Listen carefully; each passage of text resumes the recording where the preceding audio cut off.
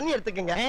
அத தோசைக்கல்ல ஊத்தி அதுக்குன்னு வழக்கமா ஒரு விளக்கமாறு வச்சிருப்பீங்கல்ல? ஆமாங்க. அத அடிப்பக்கமா திருப்பி சரிங்க. வரட்டு வரட்டு வரட்டுன்னு ஒரு 4 இழுப்பு இழுத்து சரிங்க. நல்லா கழுவி விட்டுருங்க. சரிங்க. ஒரு கிண்ண நிறைய மாவு எடுத்து பெரிய ரவுண்டாவும் இல்லாம சின்ன ரவுண்டாவும் இல்லாம சரிங்க. பொதுவா ஒரு ரவுண்ட ஊத்தி 4-5 வெங்காயத்தை போட்டு அள்ளி பொடி பொடி பொடியா நறுக்கி அப்படியே மேலாப்ல பரபரன்னு தூவி விட்டு சரிங்க.